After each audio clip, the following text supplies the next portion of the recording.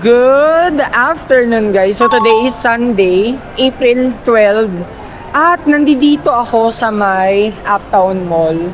Kasi dito malapit yung aking work. While waiting kay El, ayun, ay, ano ba nangyari sa aking buhok?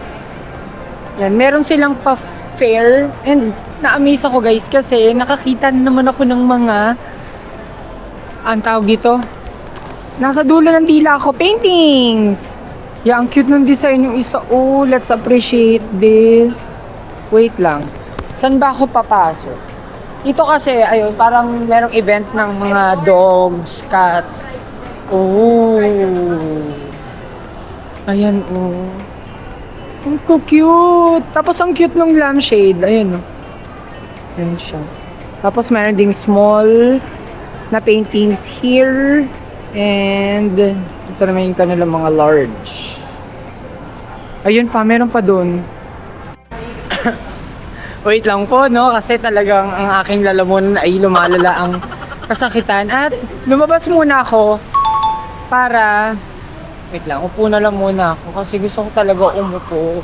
Pero let's appreciate yung view ko sa likuran. And meron pa nakatayo dito na bunny. Tapos... Kasi 'di ba Easter Sunday ano nga haraan. So meron pa nakatayo. Siguro ang tagal ko ring hindi lapit ko yung camera. Ang tagal ko ring hindi nakapunta or nakadaan dito sa may BGC. Although may mga work ako na ginagawa here. So na ba to? Pero hindi ko nagagawang tumambay or pumunta saglit dito sa may Uptown. Gawa nga ng sobrang hectic ng schedules. Yung time nag-overlapping at ayun, quick story time lang guys na sobra ako na happy kapag napupunta ako dito sa BGC kasi alam niyo yung siguro dahil nga sa natutuwa ako sa mga buildings, hindi kasi ako kung yung iba kasi ang gusto nila is provincial life, ako city life talaga ako, kaya kung papipiliin ako kung saan ko gustong magstay, I'll choose pa rin Manila. So yun na naman yung mga thoughts ko kapag napupunta ako dito sa BGC. And soon, cross fingers na sana makakuha ako dito ng kahit small condo unit lang. Pero soon pa naman yun. Kasi di natin alam kung ano yung nakatadhana sa atin ni Universe.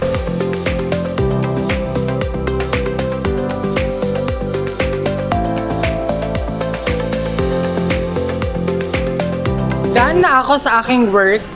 And, pwede ba tayo doon na lang? Ayun, oh. Doon na lang kami. At, hindi ako tumagal ng 30 minutes. Kasi, mabilisan lang naman at ang lapit lang. So, nandito kami ngayon sa may Texas Roadhouse para kumain. And, natuloy na rin yung matagal namin pinaplano na dito kami kakain. Kasi, for the longest time, pinaplano talaga namin siya na pinaplano dito kami kakain. Pero hindi natutuloy. Pero ngayon na nasa BGC kami, dito nga muna. Muna ako here while waiting sa aming upuan. So ang ganda. Kanina after ko sa work, dumiretso ako agad sa church kasi hindi pa naman siya tapos. Although nakalahati ko naman yung mass. Pero okay na rin yun. Tapos dumiretso na nga kami dito. Ang ganda ng view. I must say. Ayan, oh. Oh, ano niya yan? Oh. Ang ganda. Tapos doon, meron pa kasing area doon. I think okay na yung aming table. And ano inahan mo dyan lang? Hindi ba Texas Roadhouse yung kinainan natin? No, Roadhouse lang. Yung may nut. Ako na magdala nito. Oh.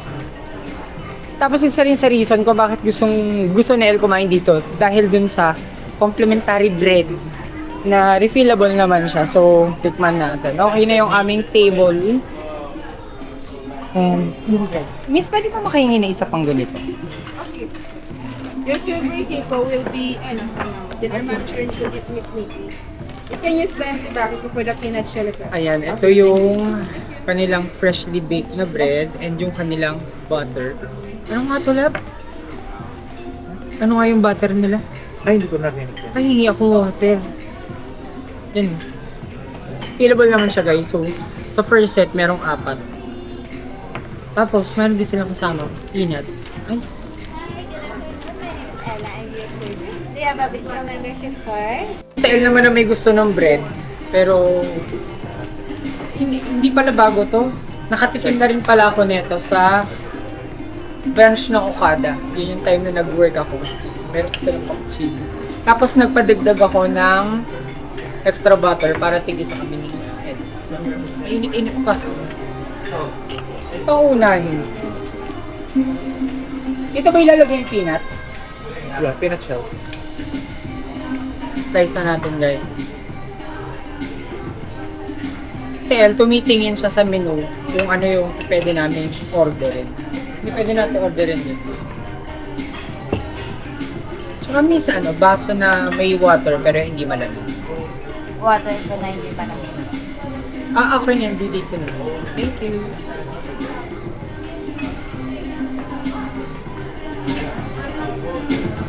Grabe. Ano ba meron dyan?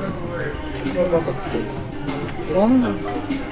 Baka mahal. Chicken na lang. 180 grams ng steak.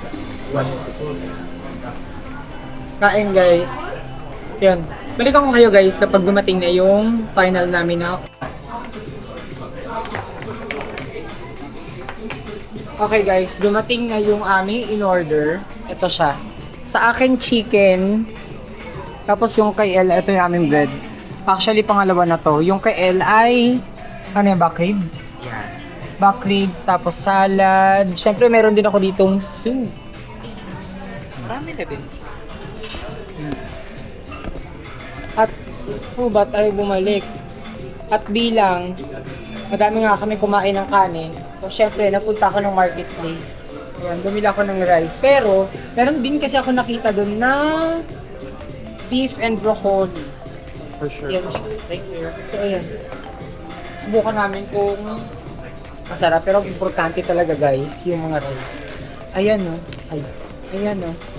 At ang mura lang ng rice nila. 25 pesos.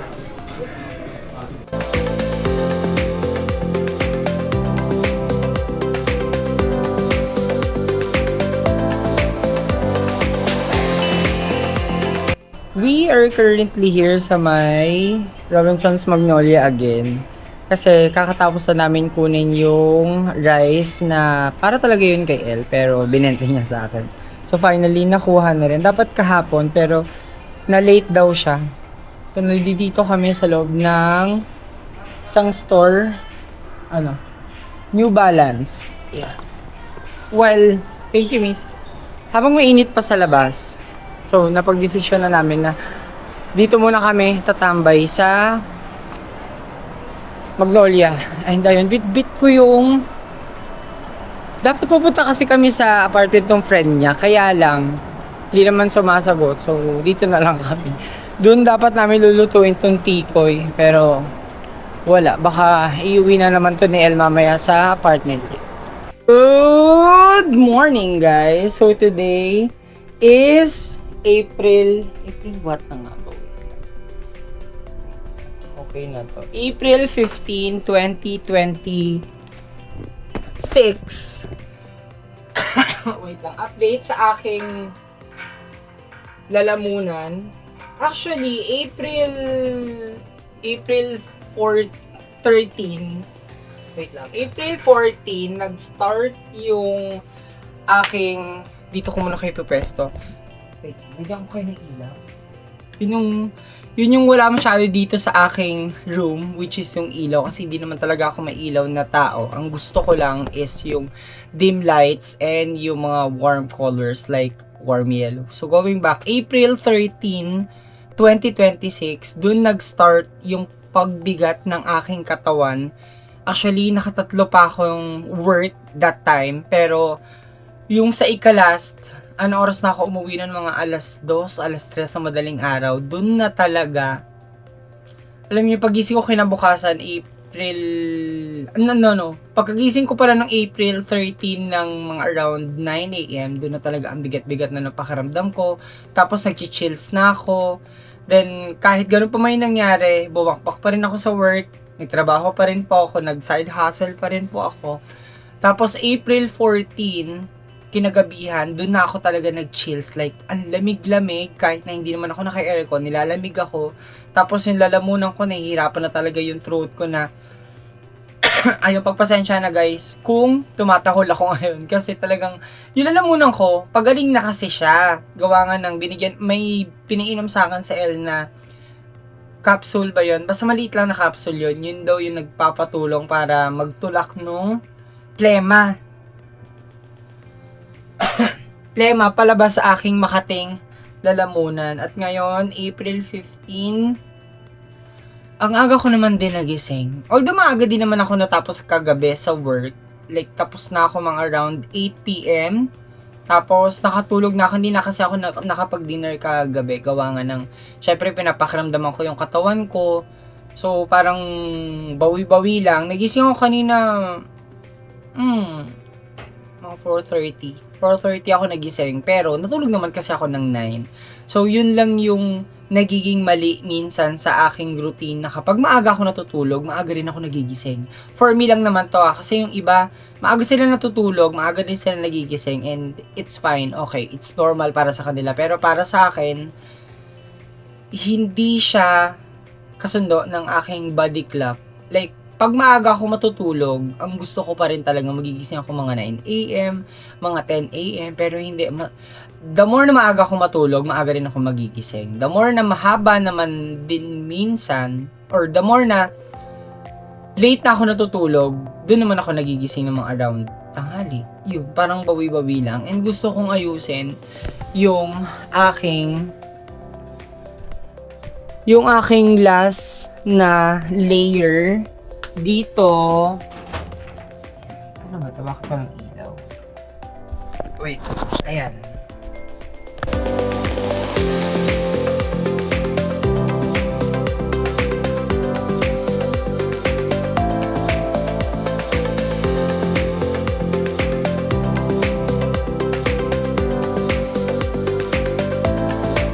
We are currently going to Green Hills. Wala lang. Random lang to. And nakaganyan na yung aking jacket. Since meron naman siyang hoodie, so might as well na gamitin ko yung hoodie. So ang puti-puti ng aking face dahil yan dun sa aking sunscreen. Ay nga pala, nakalimutan kong i-share sa inyo guys na meron akong, wait lang, tanggalin ko na nga. Meron akong biniling sunscreen. Dapat sa previous video yun. Yun nga lang, hindi ko kasi naisingit. At ayan si Isha. Ayusin mo, hawak mo sa phone mo. Wala lang, biglaan lang to. Bakit di kayo natuloy sa Fusion Alley? Wala lang, hindi ko alam sa kanila. Dapat mag-Fusion Alley sila, si Isha kasama yung mga friends niya. Pero for some reason, hindi natuloy. So update ko na lang kayo guys kapag nasa Green Hills na kami. We are here nasa may, wait lang. Nasa may Green Hills na kami. Okay guys, kumakain na ako ng aking biscuit. Pero let's check. Bracelets. How much?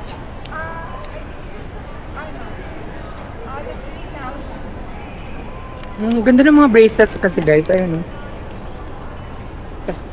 Ito, necklace. Tapos may mga earrings din na flower ang cake. Sa mo kainin next? Chinese, Japanese, or Filipino food? Ano dahil? Ay, titingin nga tayo ng kotse. Ayun, hindi ma-figure out ni Isha kung saan kami kakain. Kanina, inaaya ko siya dun sa Marugami Udon. Pero sabi niya, wag na, Starbucks. Gusto mo? Coffee? Napaka-arte talaga. Dito na lang tayo. So, punta kami dun sa, dito muna sa may ibaba, bago kami umakyat dun sa phones, yung mga bilihan ng cellphones. Yes, kasi Sabi guys, ang lala pa rin ng Kati ng lalamunan ko. Makati na lang siya, hindi na siya yung talagang I know too much information, pero hindi na siya yung maplema. So, we are currently here sa may Krispy Kreme kasi bumibili si Isha ng Kanyang donuts. Kanina pa yun ngumunguya. Ako, pasensya na guys. Tawol ako ng tawol. Anong binili mo, Negs? Pero guys, ang cute to. Kasi meron silang, yan, SpongeBob. Oh. Tapos, ayun, si Squidward, si Patrick, tapos, wala. Tapos, ayun. Ano nga pangalan nito? May Squidward. Hindi. Si Snail, si Sandy. Ay, hindi si Sandy, si SpongeBob, syempre. Tapos, in-order niya isang, ano ba to? Hindi ko maangat. Isang, ano yan? Nutty White Choco and isang original. Pero kakain pa kami maya-maya. After namin siguro mapuntahan yung kabilang side nung Green Hills Mall. Kuyang kami nandito sa, hindi ko alam kung anong building to pero paglabas namin kanina doon from GH Mall, tumawid kami here, tapos meron nakitang Tianggi si Isha. Ay, may tumasik pa sa akin, bebe. Pero ayan, tumitingin-tingin siya ng mga damit. Next, ano na gusto mo dyan? Ayan, wala pa siya mapili, oh.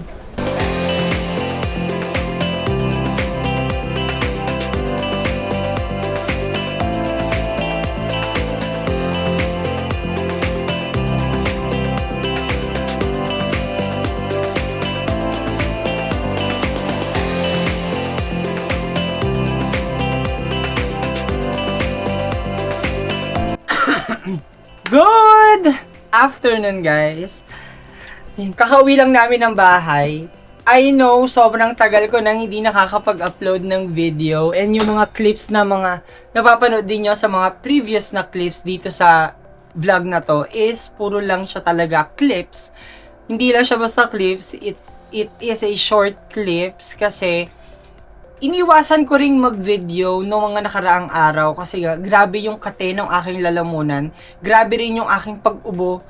Thank God na nga lang at nandiyan si El kasi siya na yung nag-suggest sa akin na uminom nung parang juice siya pero pampa labnaw daw ng sa lalamunan. And nakatingin niya rin kasi guys, hindi ko rin naman syempre kayang humarap sa camera na tahol ako ng tahol. Hindi katulad ngayon, okay na yung aking lalamunan. Although, umuubo pa rin naman, pero pakonti-konti.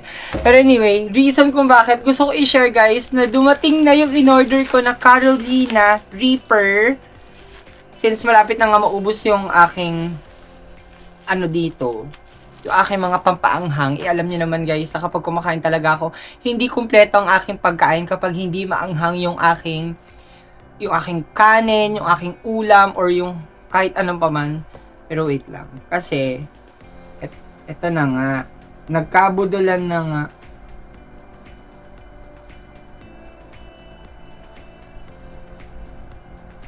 Nagkabudulan na nga. Kasi yung aking SA sa binibilang ko ng jewelry, inoferan ako ng necklace. Cross necklace siya na tigo 1 carat yung kanyang moissanite stone.